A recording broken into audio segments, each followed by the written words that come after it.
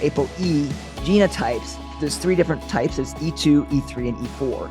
And you get one from your mom and one from your dad. I don't care if your cholesterol is high, but if you have a bad BA ratio greater than 0.6, if you have a triglyceride to HDL ratio greater than 1.5, if you have an Lp(a) that's high, you need to address this. The use of melatonin is hotly debated in my world. And I've been to conference after conference where doctors have argued this out.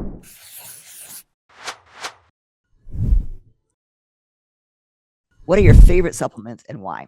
So this is a really hard question, and I get asked it so much because honestly, I think supplements are very individual. I really think you should use your supplements very sensibly because of what your labs show or because of disease states that you're fighting, right? So my supplement regimen may be very different than yours. I have osteoarthritis in my knees. I have autoimmune disease. I have things that I need to support maybe more than some. There are some patients who need very few supplements, right? So I'm never going to say that my regimen, but if I look at things, and this is what I'm speaking to, when I look at using supplements, I really look at things that are trying to balance. Like I'm not going to throw a bunch of NR and NMN into the show because that's going to disrupt my cell balance.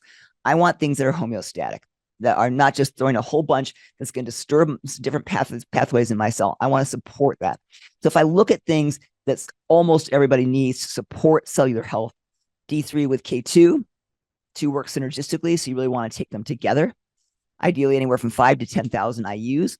Most people are low. And as we talked about, there's a lot of dysfunction that goes along with low vitamin D, including dying of viruses. We knew that the COVID people who had low vitamin D, very often those are the people who went on to pass away.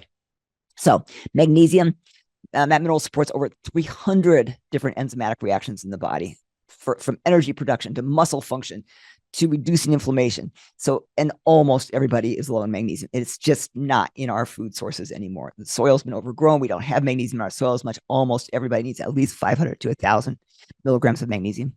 If I look at, omega-3s, we'll talk a little bit about omega-3s because, I don't know that everybody needs high dose omega-3s, but I think that if you use omega-3s appropriately, not massive doses necessarily, combined with baby aspirin, because remember, baby aspirin is what modulates what's called the aspirin-mediated SPM, or specialized pro-resolving mediator pathway. So if you take the omegas with some baby aspirin, they don't have to be at the same time, then we actually form the omegas into what are called pro-resolving mediators, resolvins, defensins. These are all things that are going to help us fight cancer, fight diseases. So I like the use of omega-3s, but I like it combined with having a baby aspirin on board to help them go down these very appropriate pathways. And I think that that's one of the things that's going to be, when you look at omegas controversies, some of it is what's happening to the omegas. The other thing that can happen with omegas is they become oxidized. So I think if you're going to take omegas, taking taurine and taking a baby aspirin. Taurine is an amino acid that really aids in cardiovascular health, mostly because it's reducing oxidative stress, reducing oxidized LDLs, reducing oxidation of your fats. So I really like a couple of grams of taurine in that mix too. I think spermidine has been pretty proven as a very amazing polyamine to support longevity. I think the studies are robust. I think a low dose on a regular basis, a couple of milligrams on a regular basis, because we know that diets that are higher in this polyamine, people live longer, they're healthier, they have better brain function, they have less depression. And then you can use a higher dose, maybe 4 times a year to support autophagy. I think everybody needs creatine, especially if you're working on muscle building, but creatine steals methyl groups. To make creatine, we need a lot of methylation. So if you're not supplying creatine, anybody has to make it, you're going to use up methyl groups, which is going to be detrimental to your long-term health. So I think creatine, 5 grams, really important for almost everybody, especially if you exercise, and you all should be exercising. I also think choline, get it from your diet, eggs, but if you're not going to get it from your diet, things like eggs or organ meats, then taking it as a supplement. I think that if you have any kind of gut problems, you should be taking butyrate, tributyrin, but that goes beyond, I would say, gut or autoimmune problems. Since most of our immune system stems from the gut, we definitely want to have tributyrin in there because butyrate is going to support the proper microbiome to have healthy colonocytes. So tributyrin is my favorite because it gets to the lower intestine and converts to what it should be. B vitamins, a lot of people need, but that's going to depend on you. I think everybody needs N-acetylcysteine. I think that plasmalogens are a key player to longevity. Not for everybody, probably. You don't all need them, but most people over the age of 40 need them. Or if you have an ApoE4 genetics, or if you have cardiovascular disease, or you have poor cholesterol metabolism, or you have mitochondrial dysfunction from long COVID, then you need plasmalogens, or you have a family history of dementias. And then you ask about pentadecanoic acid or fatty 15. I still am a believer in pentadecanoic acid. There is some controversy out in the lipid world about it, whether we need it along with omegas, or can we, if we eat a proper diet, get enough of it? I don't think so. I do think supplementing with a little pentadecanoic acid is also helpful. And then the last thing I'll add, and there's a lot here, is so I could go on and on about supplements I think are useful, like Alcar, acetyl L-carnitine for mitochondrial function if you have fatigue, things like that. That's useful. But let's add fumic and fulvic and humic acid. And there's a lot of companies that make these, Beam Minerals, but there's a lot of other ones too. But when we look, unfortunately, we just can't get away from glyphosates and all the horrendous environmental toxins. And humic and fulvic acid contain trace minerals, but also will bind out some of the things like glyphosates, which everybody is high in. So I think adding in a little humic and fulvic acid, which is easy. It tastes like water. It's a little brown juice looking stuff. Shoot it. Doesn't taste like anything. A really easy thing to do. So that's a pretty robust regimen. And, like I said, get tested, know what you need. But I think that most people at least need those probably 7-8 things. For those of you who don't know ApoE genotypes, there's basically 2 polymorphisms, right? There's 3 different types. There's E2, E3, and E4. And you get one from your mom and one from your dad. So you might be a 2-2 or a 2-3 or a 3-3 or a 3-4 or a 4-4. The people who have lucky enough to get the ApoE2 are protected. So the 2-2s, super protected. Very rare get dementia. They have really good cholesterol profiles. Everything looks perfect. And the 2-3s, pretty good too. And then 3-3s are sort of your average Joe person. And then the 3-4s, higher risk of dementia. They have one of the bad genes. The ApoE4 is the bad one, right? So they have one of the bad SNPs. And the 4-4 people are the bigger culprits. They're the ones who we have to really keep an eye on because they have a very, very high incidence of developing Alzheimer's dementias. So that ApoE4, what we know it does, what we're eating isn't getting to our brain. Our brain is making cholesterol. In fact, the blood-brain barrier keeps cholesterol from getting to the brain. So none of your saturated fat is changing the cholesterol in your brain. But what the ApoE protein does, which is synthesized primarily in the brain, is it influences cholesterol transport and metabolism in the cells of the brain. And what the ApoE4 allele does is it affects the docking sites for transporting cholesterol out of the cell membrane. And so what happens is these cell membranes get filled up with cholesterol inside the cell membranes in your brain. And it makes these cell membranes in your brain really, really stiff. When these cell membranes get very stiff, stuff can't go on normally. So our cell membranes need to be very fluid. See this ApoE4 gene, which prevents the docking of cholesterol normally to the cells in the brain. And now you've got this stiff cell membrane. And then all of us make these amyloid precursors. We all make it. But it shifts the equilibrium of this amyloid when you get the stiff membrane to what's called a beta secretase. The bad protein is the beta, so bad is beta, and then good is alpha. So this switches from the alpha to the beta when you have the ApoE4, okay?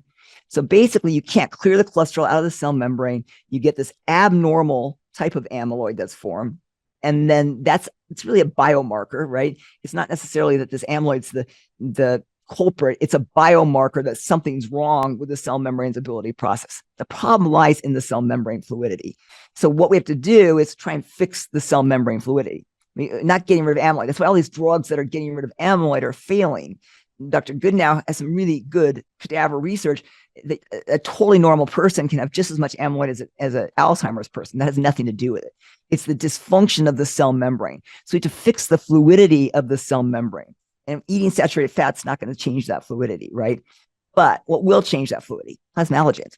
One of the things, so Dr. Goodnow, you guys have heard me talk about a lot. So he looked at this and he studied about 1,200 people ranging from ages 58 to 104. Average age was around 80. And they found that people who had higher blood plasmalogens had a significantly reduced risk of dementia. In fact, the E4 people were no different than the E3 carriers and reduced the risk in the E3 carriers. So the best people are the E2s. They're lucky. They have the best, right? So E2s hardly ever get cardiovascular disease, reduced risk of dementia. 3s are pretty neutral. 4 is bad. So the 4s reduced to the 3s reduced to the 2s reduced to 0. The other thing is your brain needs a lot of animal-based choline. Egg yolks are by far the richest source. You can't just buy animal choline out there. You can buy choline, but it's always going to be a plant-based choline, which has benefits other places, but not so much on the brain. The other thing the brains need, and you need a little bit more of this if you're ApoE4, is creatine. Make sure you're getting at least 5 grams, B vitamins, lots of glutathione. Also, great study that came out looking at exercise, mitigating the effects of ApoE4 as well. So it improved cholesterol efflux simply to exercise, resistance training more than cardiac training. Now, then ketones. I love ketones for a lot of reasons. Ketones enhanced the NAD/NADH ratio, regulated certain enzymes, improved ATP production, improved energy much more in these people, appears to have a protective effect in your ApoE4 people, at least in mice. Then think about cerebral lysin. Again, we talked about its neuroprotective effects, right? So cerebral lysin, markedly neuroprotective. It's a question about learning about heart health for people with high cholesterol, and in particular Lp(a) and ApoB levels. So we had 2 questions about cholesterol. One was what natural things can be done, and then there's this question which was asking about things like medications that we could use. So first of all, encourage all you guys to not just look at your cholesterol. Remember, high cholesterol, 200 to 250, optimal for your brain, optimal for lifespan, optimal for not dying. Okay. So 200 to 250, but it has to be the right kind of cholesterol. That's why we always look at the apolipoprotein B and apolipoprotein A and Lp(a) and triglycerides. High triglycerides, bad. High ApoB to A ratio, bad. High Lp(a), bad.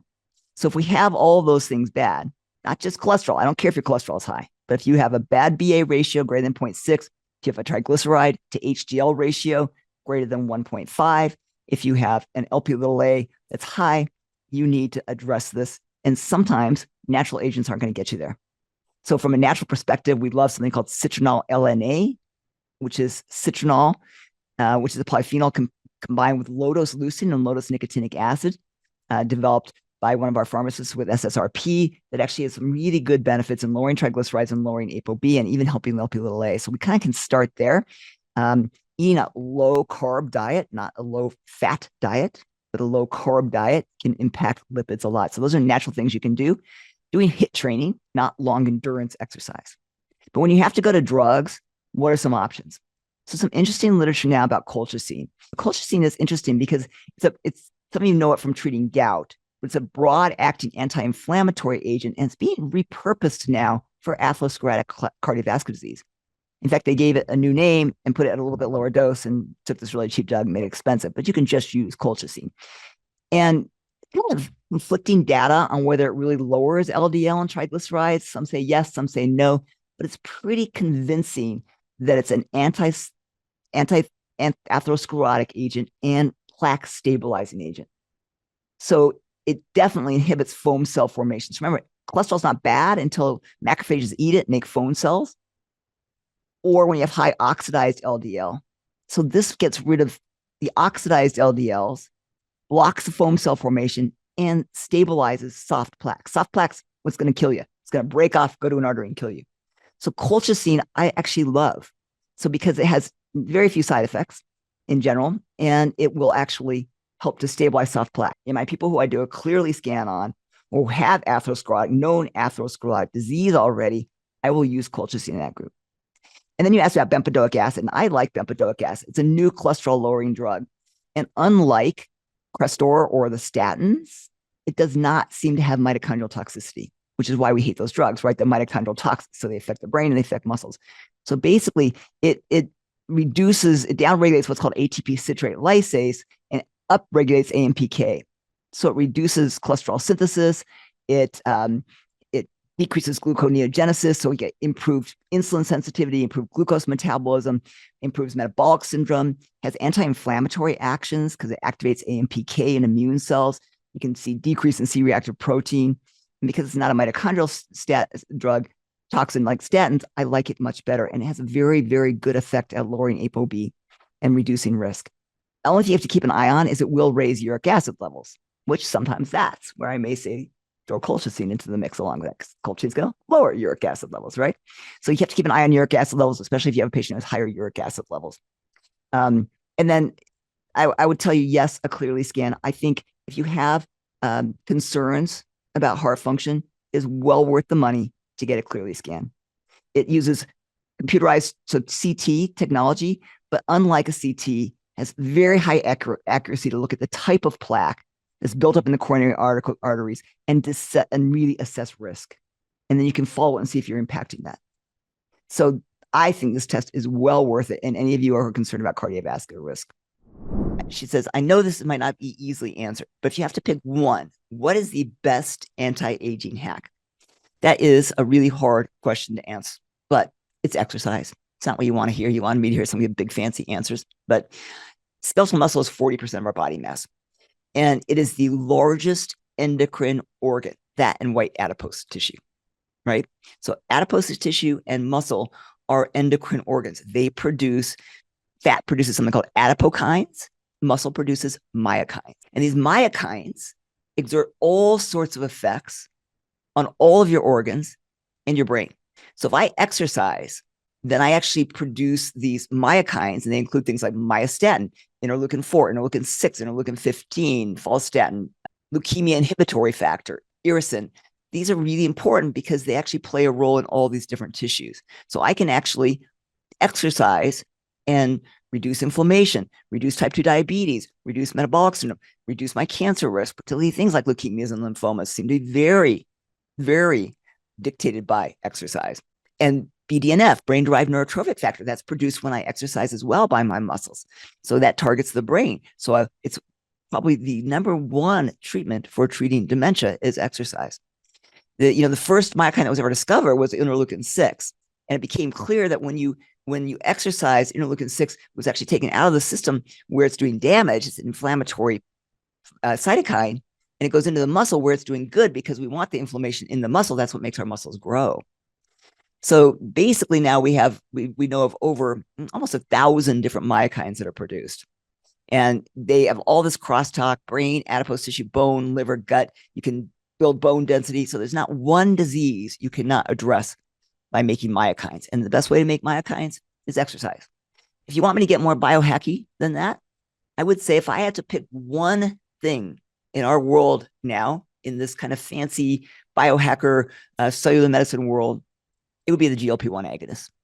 And I know that's going to probably conflict with what you guys keep hearing in the press, but the GLP-1 agonists are things like semaglutide, which is Ozempic, or tirzepatide, which is Mounjaro. And we've hit them hard with bad press, right? But these are actually really valuable drugs, and they may well position themselves as one of the best anti-aging drugs out there because there are GLP-1 receptors on kidneys, on immune cells, on the brain. So they are being looked at for pharmacotherapeutic options for a lot of diseases, including brain diseases, including kidney diseases, including cardiac disease, including heart failure. So they target almost every organ. So if I want one thing that's going to target every organ in a positive way, GLP-1 agonists are. And I know a lot of you guys have heard the whole thing, well, not muscles. They make muscles go away. That's absolutely not true. I'll address this a little bit later because there's a question about this. But GLP-1 agonists do not make you lose muscle. People lose muscle when they take them because they don't eat enough.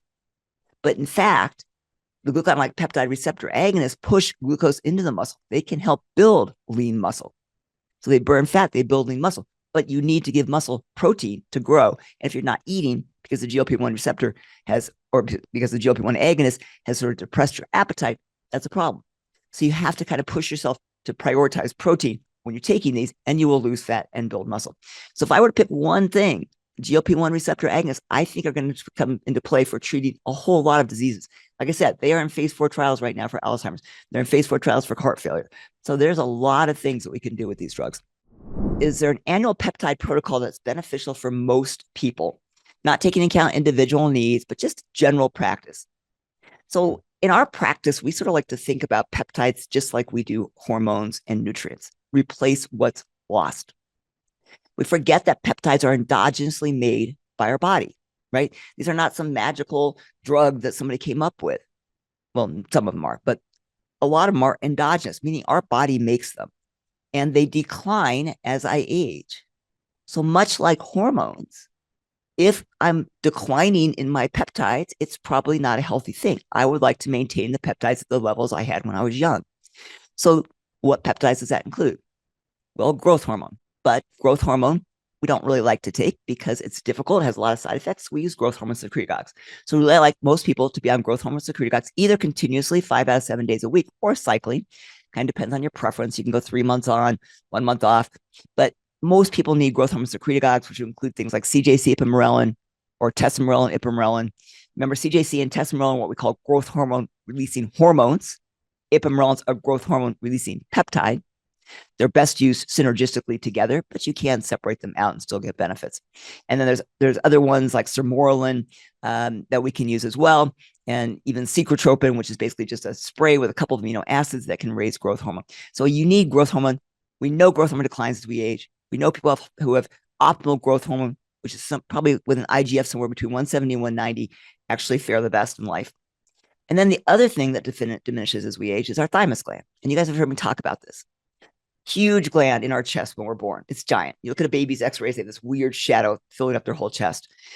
And then by puberty, it starts to turn into just a really fatty nub. So it just gets smaller and smaller and smaller and smaller. We don't have a way of replacing the thymus gland. So we can replace the peptides it produces, thymosin alpha-1 and thymosin beta-4 being two of the main ones. So I like to cycle those in 6-week cycles periodically, maybe 3 or 4 times a year, doing a 6-week cycle of my thymic peptides, keep my thymic function going, because we know that optimal thymic function, like when we're little, up until puberty, we have very optimal function for fighting off diseases and for healing. So if I can replace those peptides, I can do that as well. The other peptide is a peptide that our gut produces. It's a gastric peptide. It's called BPC 157. And a lot of you guys have heard of BPC 157, but you forget that it's a gastric peptide that our body makes. We always think about it for healing and musculoskeletal injuries, but it's made by the gut in response to injuries. Primarily, actually, first line is it helps the injured gut because our gut gets injured a lot. So BPC is there to try and protect it. But it can also be used for other places, joints and tendons and muscles. BPC has so many benefits, and we make it. It is an endogenous peptide. It declines as we age. So I like to cycle that. Either if you have no complaints, I just cycle it a few times a year, 6-week cycles of it, just like I do the thymic peptides. If you're having issues, we might be doing it more frequently. Now, what else goes away as we age? Our pineal gland. So our pineal gland, as we age, calcifies. And the pineal gland is our main regulator for our circadian rhythm. And you guys all know how important circadian rhythm is. We know that we need to be sleeping when it's dark, awake when it's light. And our pineal gland is the biggest influence to that. So that's why when you look at older people, like I remember my parents when they got into their 90s, they sleep more during the day, they're awake at night. I mean, my mom in the end of her life, she would just be awake all night long. She was so confused in terms of her circadian rhythm. And so basically, if we can restore pineal function, then we will not lose that circadian balance that's so critical to longevity. Right now, there are some ways that maybe help maintain pineal function. One was being upside down. So that's where some of the Buddhist or Eastern traditions of like downward dog positioning is just getting more blood to your head, probably actually has some improvements there. But pineal gland makes something called epitalon. And so epitalon is going to help regulate that circadian rhythm. It's basically substituting for my lack of pineal function. So I like to do that a couple of times a year, 2 times a year to support pineal function, reset circadian rhythm. Because again, you can see, here's my thinking. I'm replacing everything that's going away. The last thing that goes away as we age is mitochondrial function. Our mitochondria get less and less and less and less. And that's why when you look at your 8-year-old and you're like, oh my God, well, they just stopped running around. They're just all over the place all the time. And, and you're sitting there on your couch going, oh my God, I don't have the energy to get up. It's because they have tons and tons and tons of healthy mitochondria and you not so much. So what if we can replace mitochondria? Eventually, we'll be doing mitochondrial transplants. We're not there yet, but we can give mitochondrial peptides that tell our body to make more mitochondria. Again, these are endogenously produced. Our body makes them, but we can give extra. ModSC is probably one that we can go to. SS31 is another one we can go to. So I like to dose those a few times a year as well to help restore mitochondrial function. And then lastly, as I said, the GLP-1 agonist. My feeling is probably if you want one longevity agent, it's going to be the GLP-1 agonist, and you're going to do a small dose continuously. Too much and you'll lose weight. We want to sort of stop the weight loss at some point, right? At some point you're at your optimal weight, but you just use a small maintenance dose. So we call microdosing the GLP-1 agonist for longevity benefits. So I will always take a GLP-1 agonist. I want my brain and my heart to function well. I will always take a GLP-1 agonist.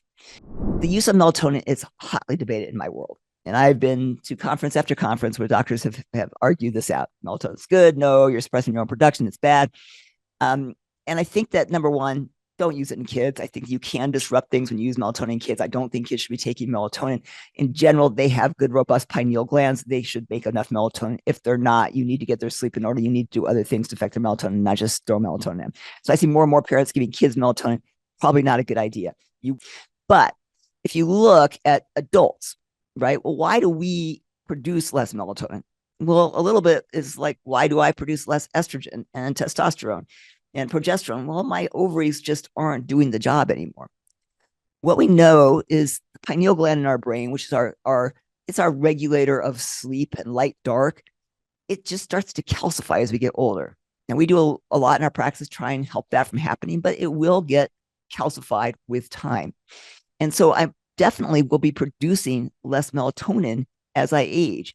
And I won't say definitely, but very likely will be producing less melatonin as I age. So, a great study just came out in molecular psychiatry, actually August 11th, so just about a month ago now. And it really showed, that age-related calcification of the pineal gland was very linked to these low melatonin levels, and that in general, higher melatonin levels were equated to better health, better cognitive function, less likelihood of developing dementia. And so I think that there is cases where you want to do more than microdosing. We measure melatonin levels, so we kind of, we'll look on it in 24-hour urine studies, and we'll sort of see what melatonin levels look like. But in general, if you feel better on the melatonin, probably it's not doing you much harm. I do like high doses in some of my patients, particularly my cancer patients, my osteoarthritis patients, my cognitive decline patients. So I will use getting into the higher doses, and you would consider sort of a regular dose like 3 milligrams or 5 milligrams, but going up into the 10 to 20 milligrams in those patients if they tolerate it. Now, I do not tolerate melatonin. I do horribly with it. It makes me very groggy. So I think that it speaks a lot to how you feel on melatonin. If you feel better, probably it's a good thing. But in general, higher levels probably are better. And I'm in disagreement with a lot of the people who say, well, you're suppressing your own production. It's a little bit like saying, okay, when you take testosterone as a male, you suppress your own production. Yes, but your own production is just declining. So I will caveat here, there is a lot of disagreement in my field on this, but I'm an advocate of melatonin and of higher doses, particularly in certain people who have disease states that I know will be beneficial.